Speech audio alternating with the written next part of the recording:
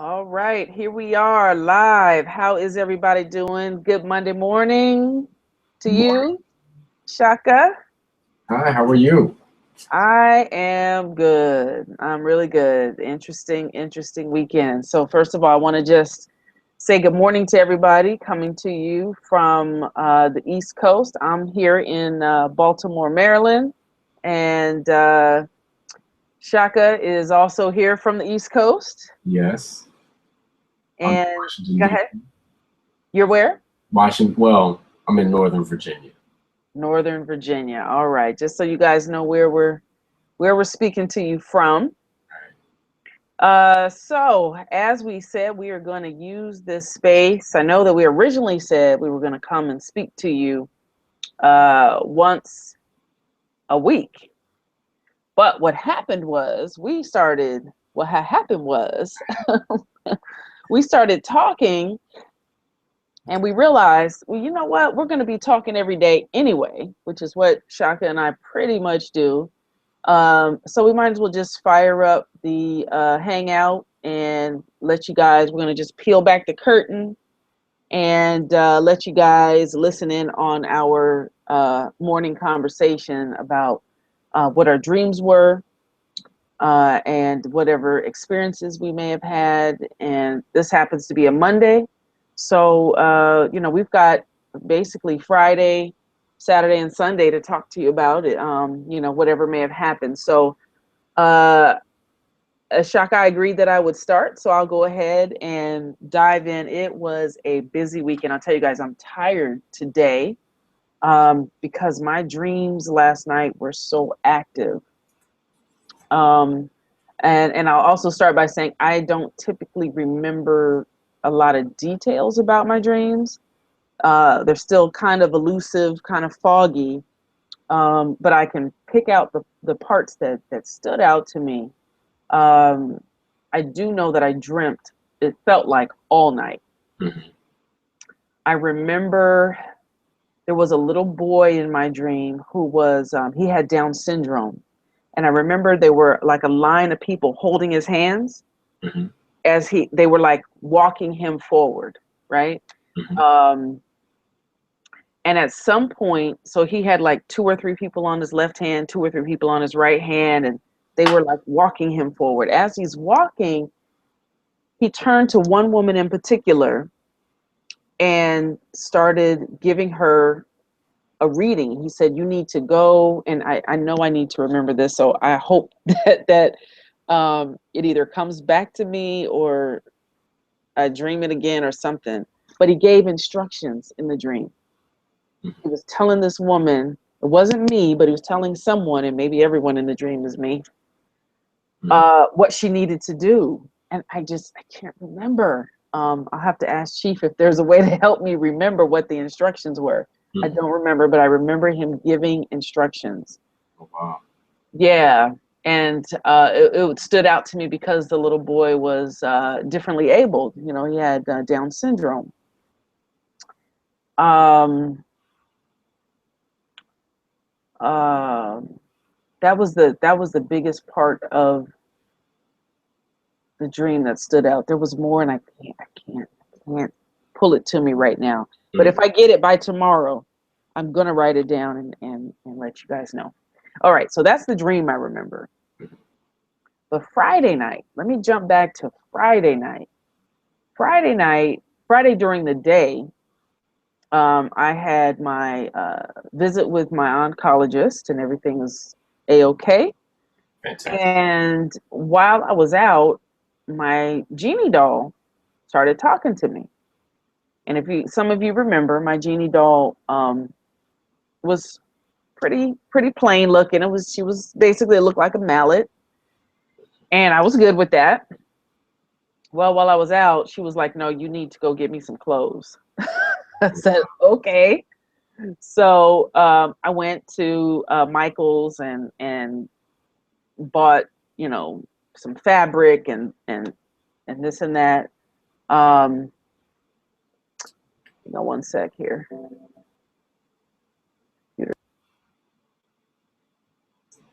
Oh, no.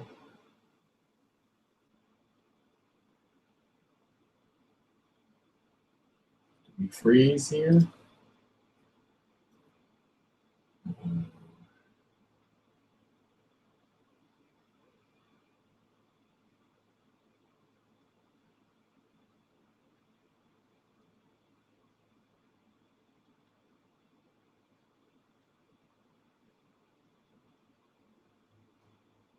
See if she comes back.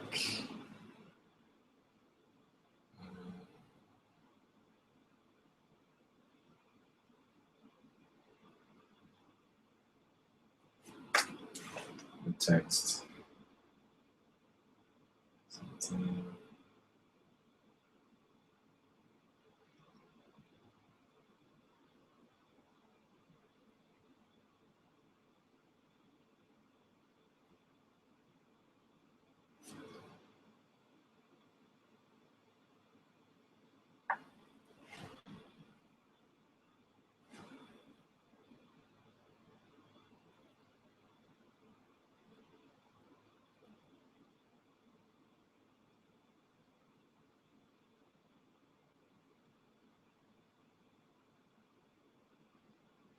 Unfortunately, people, if I'm still live, I do not know. I think I'm live, but at the same time, trying to figure out.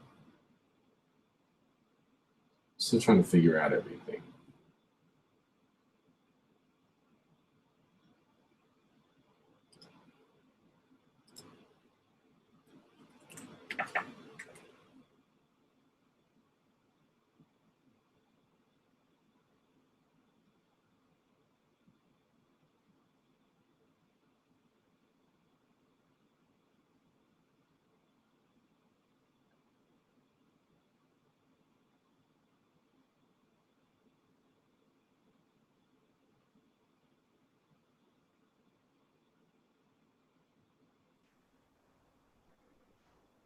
There you go. Okay, I'm back. Did you keep them? Did you keep talking? I hope you did. I did a little bit, but I was like, are we still live? Like, what's going on? So, I didn't want to seem crazy.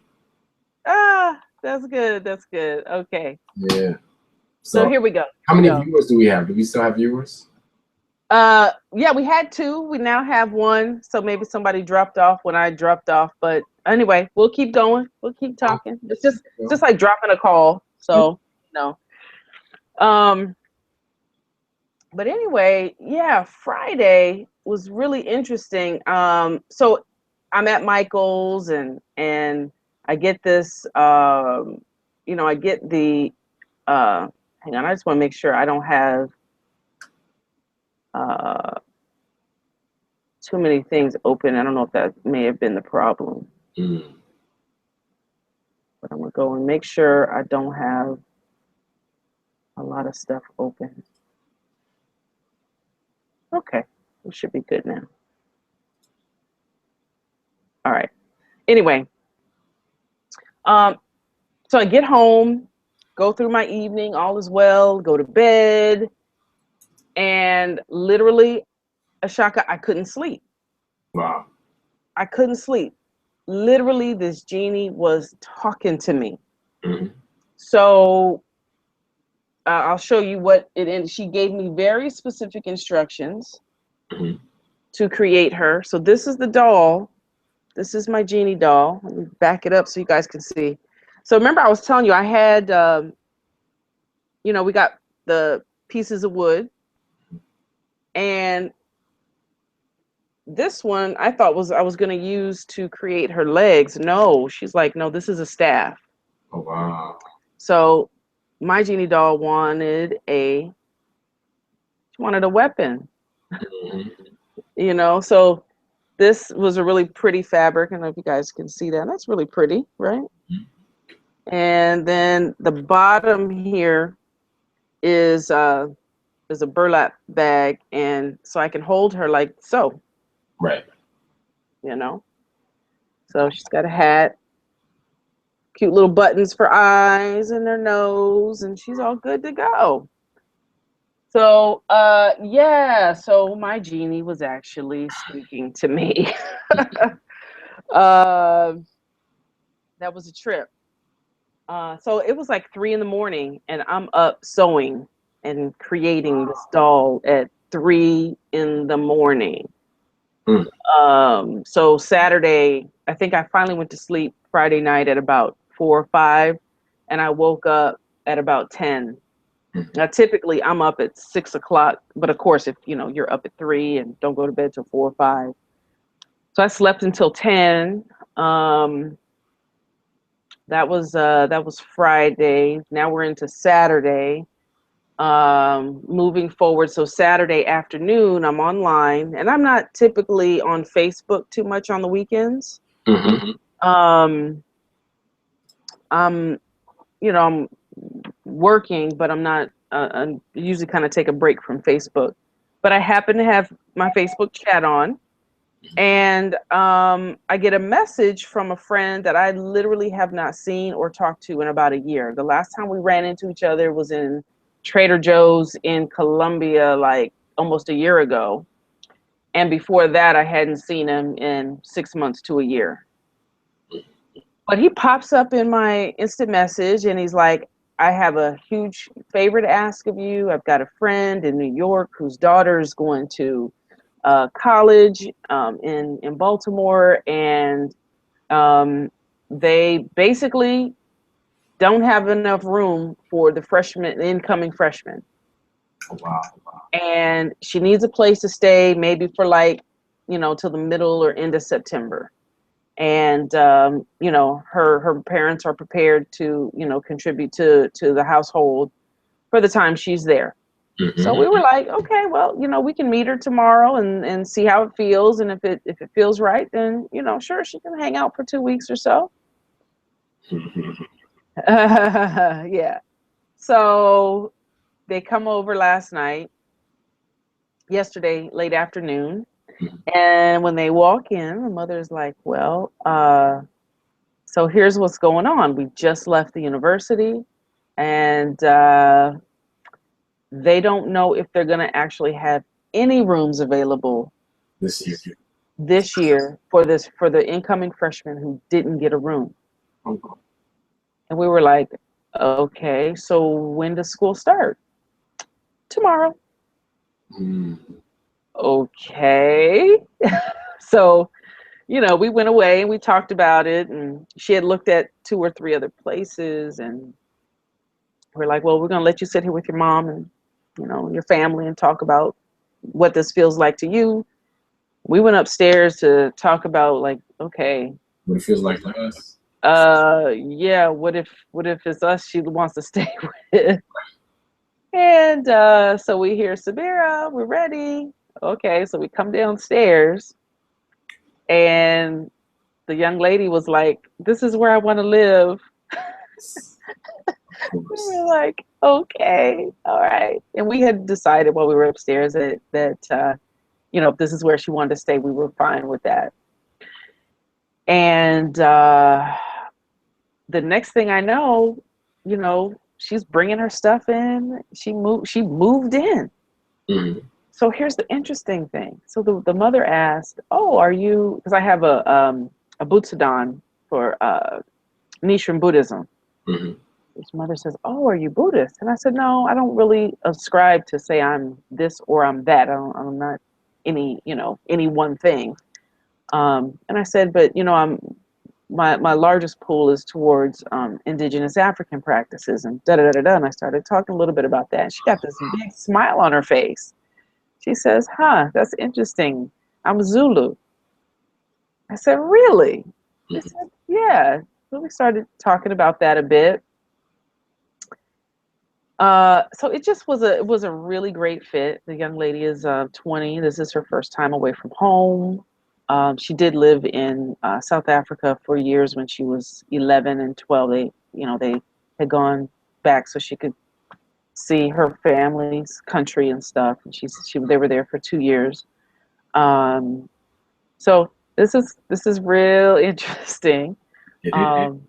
Another thing is that a lot of my ritual and prayer work has been around the flow of money energy and money substance. And my some of the prayer had been that it would come to me, it would come to my door, that I don't have to go out for it.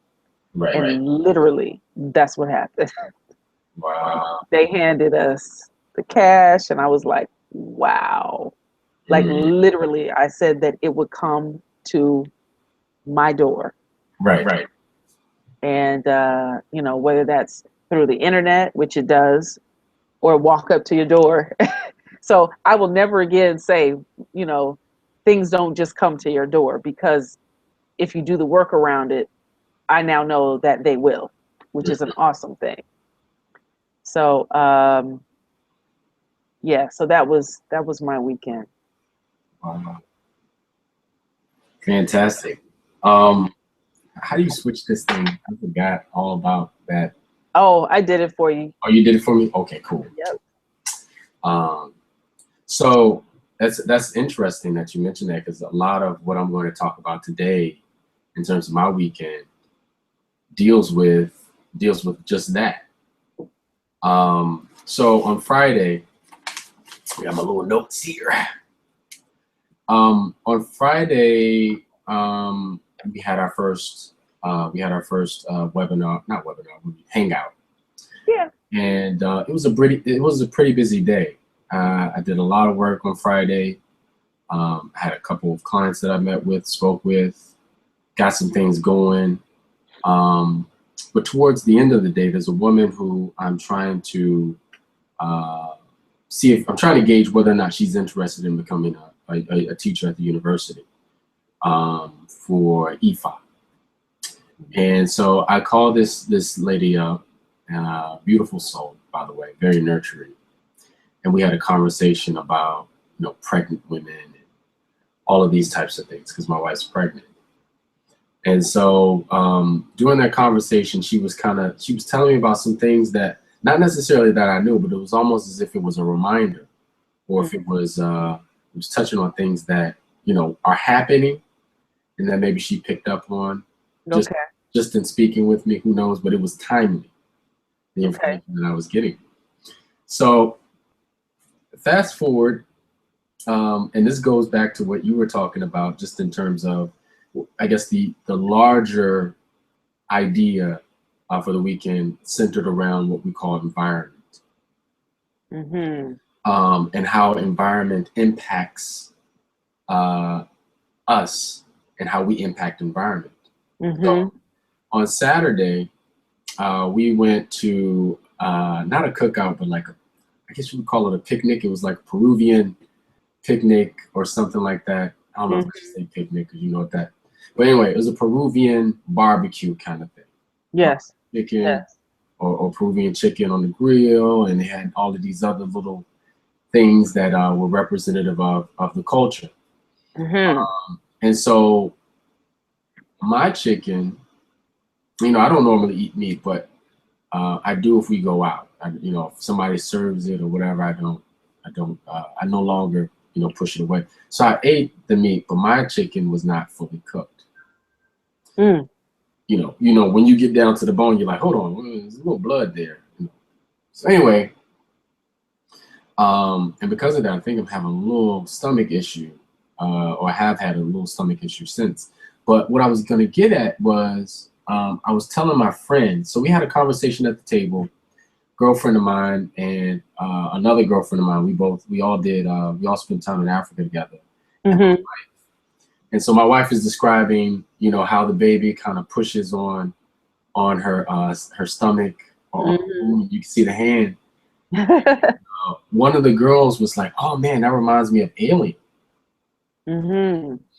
And you know, which is not I mean, a lot of women say that. Men, because that's never going to happen to us. It's just kind of cool. But it never becomes a thing of feeling. Right. There's no real emotion with regards to, you know, something pushing out of our stomach, because we're never gonna have a baby. Right.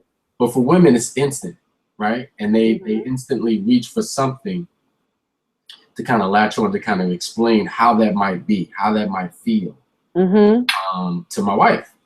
So before that, we were talking about the Straight Outta Compton video. Movie. And I was telling her, she was saying that, you know, Dr. Dre, there were some things that they left out, basically. Let's put it that way. Some bad things that they left out about some of these men. Yeah. And I told her, well, they wrote their story. And number two, I think it was a good thing simply because we have enough of that already with some of our movies. Yeah. So anyway, she said, but it's fiction, you know. I think I was saying some of the movies like Precious and other. She said, but that was fiction. I was like, okay. So the next day, she called me. Oh no, I'm skipping. Never mind. So anyway, there's so many thoughts going on right now. But the basically what she was saying about the Dr. Dre and, you know, how they didn't include the truth or whatever, I was telling her that imagery impacts how we see things and how we live the world. And basically, like maybe a couple of days later, I cited what my friend had said about, you know, she didn't want to have a baby because of Alien, in a sense. That's how she related to that experience. Based on some imagery that really didn't even involve necessarily Black people, so to speak, but something being in your stomach, pushing out, and then coming, you know, just kind of traumatized them. But the thing that the other thing that I wanted to mention is that I went to a porta potty, which is not something that I normally do. And I'll tell you why, because of the environment type of situation. Right.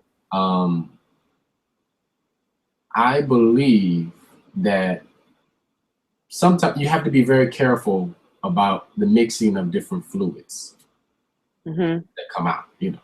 Yeah. And so it was after that, I don't know if, you know, it could be mental, obviously, but after that, it was kind of like there was a spiral, not downward, but like, you know, I didn't get in a bad mood or anything like that, but I had a disagreement with someone after a while. I had a disagreement with my wife. I disagreed with someone else. Man, why is this happening to me? And that brings me back to what you were saying. Why is the Zulu girl happening to you? Why is the girl from South Africa happening to you? These are the questions of observation that we have to constantly be asking ourselves. Well, why did I see that? Why did that happen? Because there are people in this world that are making $1 billion. There are people in this world that are going through the most horrific hell of all time. Yeah. And you really can't divorce the individual mind from the environment.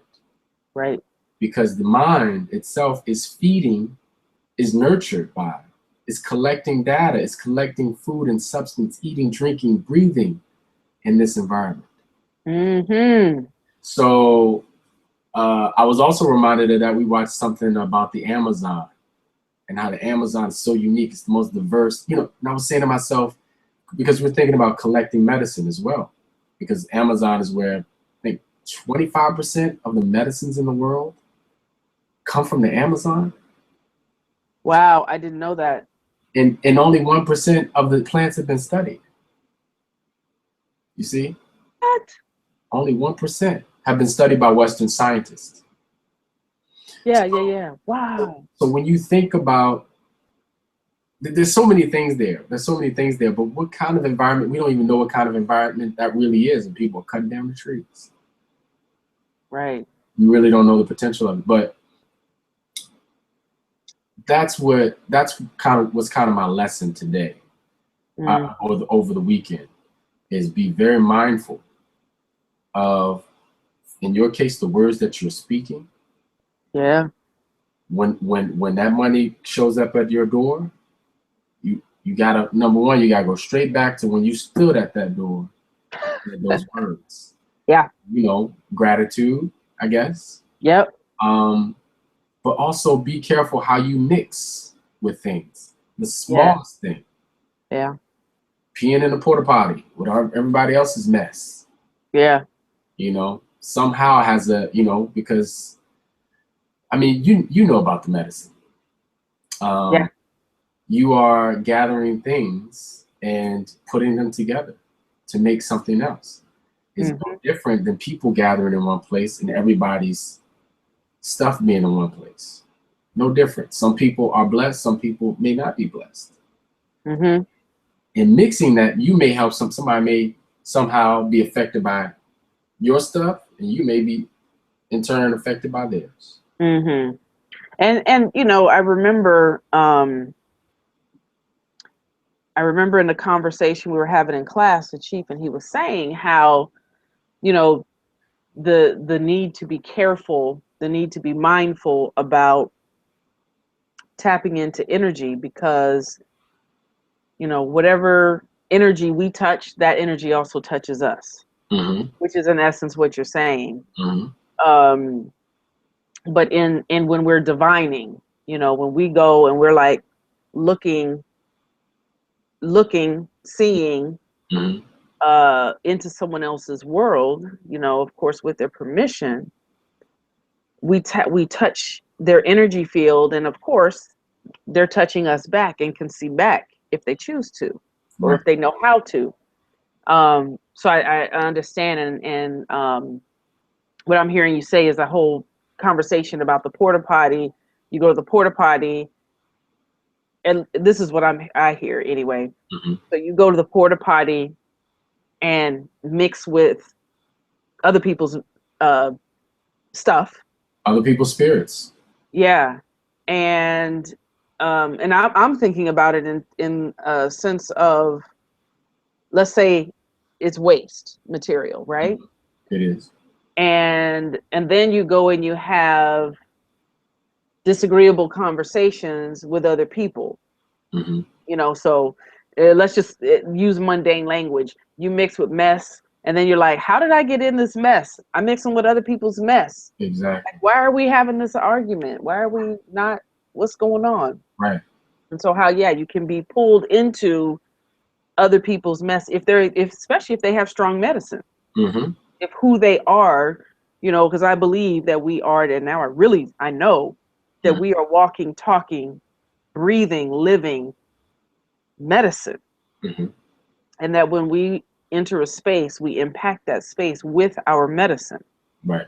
Is that essentially what you're saying? That is essentially what I'm saying. And I'm also saying, to juxtapose that, the medicine that you did, it was focused and differently. So I unknowingly did what I did at the, I ate the little chicken, and then I ate, porta potty.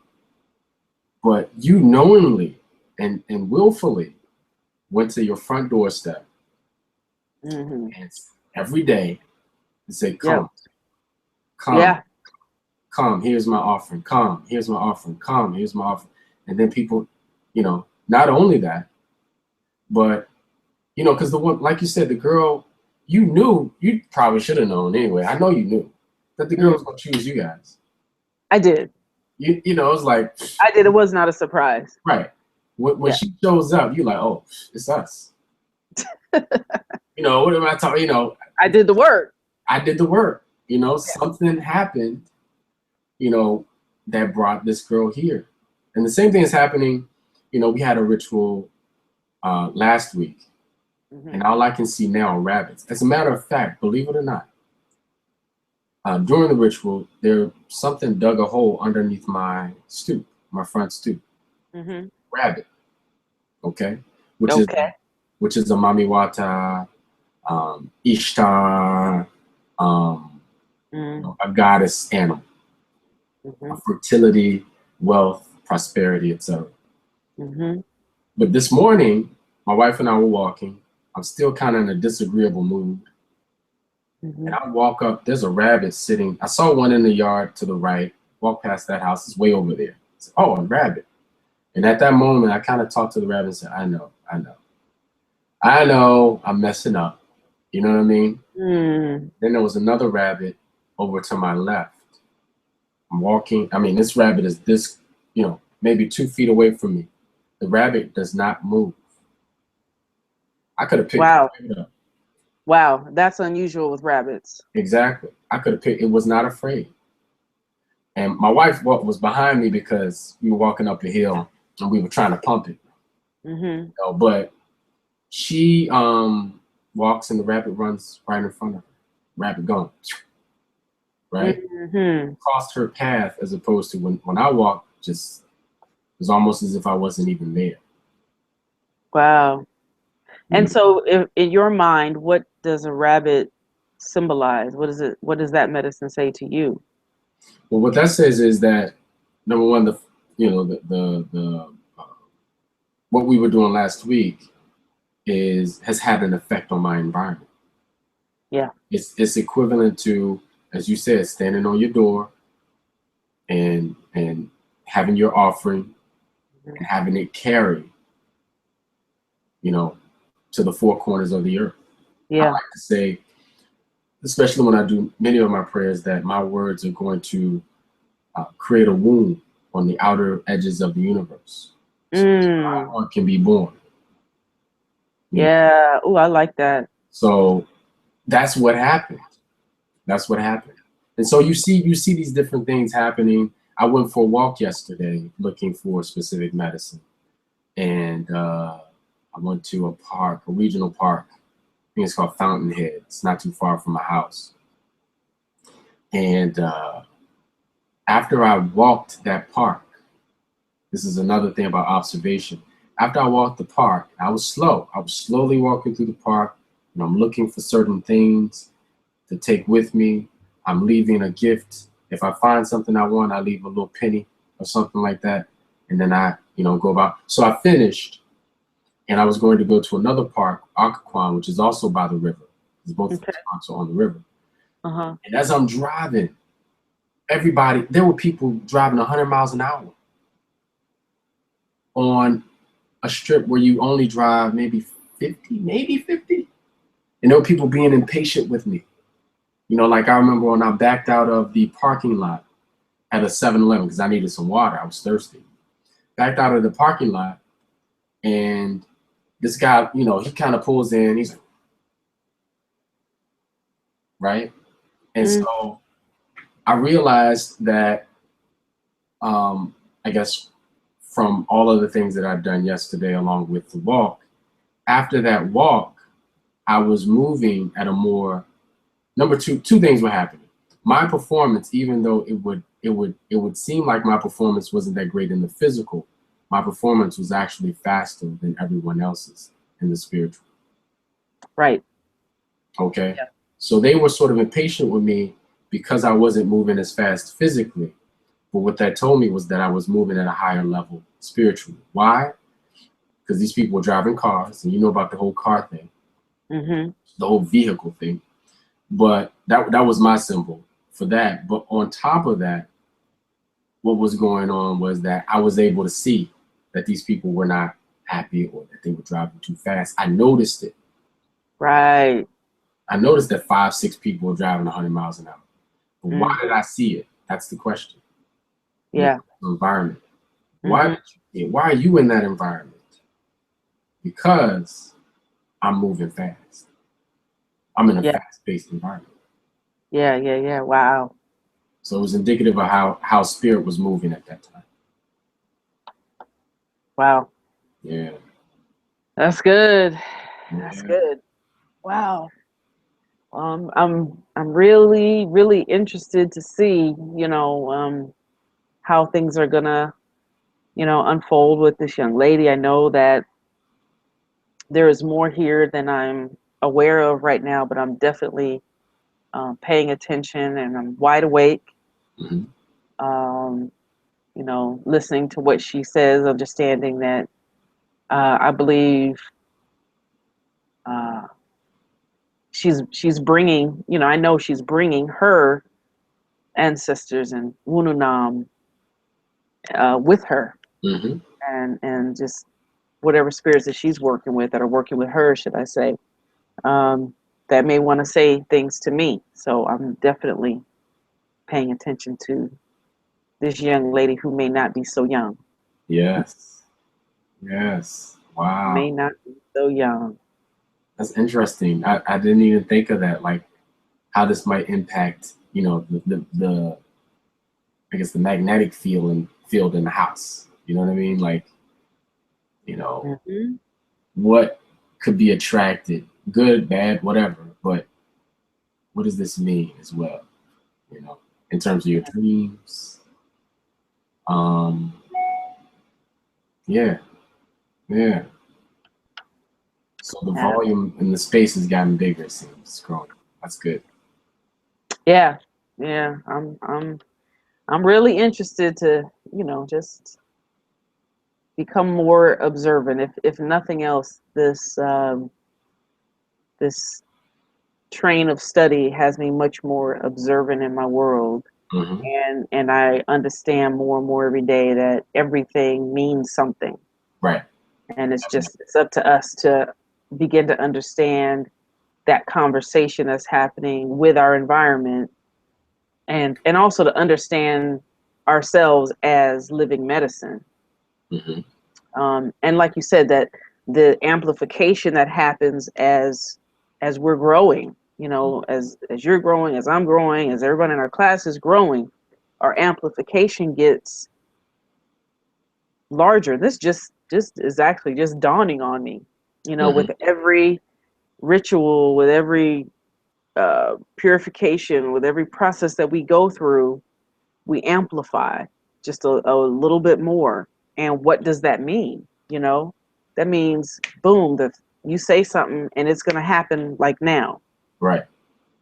That now is going to be faster and faster every time, that we do this ritual. And that's the point of ritual, Right. so that the spirits understand, oh, this is a point. This is a point of contact. Hmm. And this is where we can go and get fed. So we're coming back here. When she calls, we dropping in. Hmm. Hmm. When he calls, we showing up. What is the command? Right. Wow, wow. And that's just to add on to that. It's interesting that um, basically that's opening a door. It's like the more things amplify and get bigger and expand, there's a door that's open, a portal. Hmm. Who knows? It's almost like we are living with everyone else, but at the same time, like you said, because we become this living, walking medicine, uh, things change. The door opens for other people even. There's a certain influence Yeah, that helps other people just by being around. It's almost like Oprah. I told a friend of mine yesterday, I said, environment is so important that if you were to Oprah's help, you eat better than normal people. that's true. You make more money than normal people. That's You see, true. you see people that normal people don't see.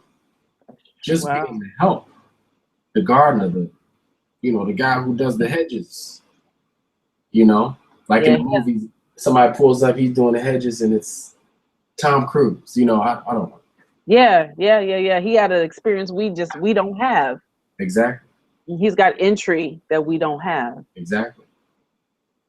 And so Wow. by amplifying, people they gain insight on, they gain that same sort of insight Hmm. by you opening that door, by you amplifying and getting bigger, the emanation and the influence, they benefit from it, even if they're on the fringe. Yeah, yeah. Yeah, That's good. That's yeah. good. Wow. Another good conversation. Another good. Yeah. I see we still have a viewer with us. Hello, One. whoever. Yeah, we got a viewer with us today. I don't know. I need to figure out how they can chat with us, because I do know that it is possible. Mhm. Um, I can chat. Oh, the chat is oh, the box on the left, but they would have to just, I guess, chat. I'm sure they have something. It's on the toolbox area. Thing. yeah. Well, I'm gonna make sure that that is enabled for us moving forward, so that if people wanna join us in chat, um, they can. Okay, I just saw yours, but I Mm. think you did it from the panel area, and I don't know how they would do that. I think, you know what I'll do. I will make it such that they can, if viewers want to ask questions or join the conversation, the first level is going to be that they'll be able to chat with us Right. right on Facebook, because we'll both have this on a page. Hmm.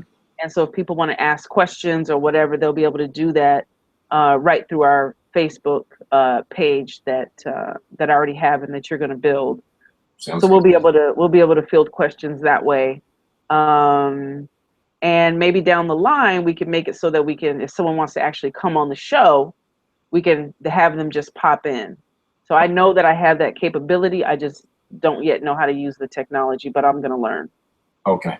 Sounds good.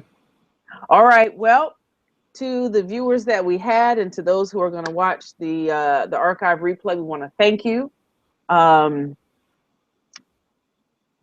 Yeah, we want to thank you for joining us. This is, again, Subira Folame coming to you from Baltimore.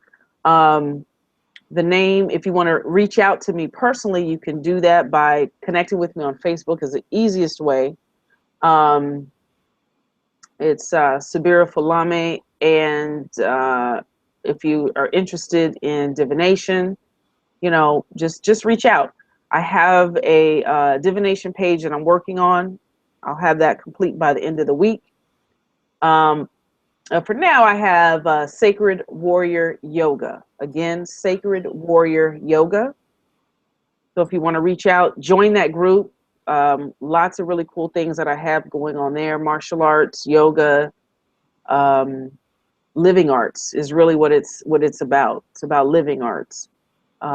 Supporting you in actually co-creating the life that is in alignment with your purpose for being. So that's how you can connect with me. Shaka, if they want to connect with you and get a reading, have a conversation, whatever, how they gonna find you? Yeah, hit a brother up at ShakaGuru 266 at gmail.com. Just, you know, shoot me an email. I am going to, right now, going through a purification process, but we'll be back doing that, I would say, what, in about 2 or 3 weeks. I'm going to be looking for folks for free, by the way, to help. So I think you probably will as well. So I sure will. I sure will. Yeah, but same thing. I'm going to need about another 2-3 weeks to get through our purification process. And but until then, we're going to be here Monday through Friday, sharing with you our dreams and experiences from the night before, and if it's a Monday, the weekend before. exactly. All right. So Shaka, go ahead and take us out of here. All right. Well, thank you all for watching, and we'll see you tomorrow. What time we're going to be here? Let's do, what do we do today? We were supposed to do 9, right? Let's do 9. Okay. Yeah. So we're going to be 9 o'clock, y'all. 9 o'clock, Monday through Friday, 9 o'clock. Yes. All right. Talk to you later. All right. Bye-bye. Bye-bye. Hey, Shaka. Uh-huh. When I hit stop broadcast, you don't have to hang up. Okay, I won't. Okay. All right.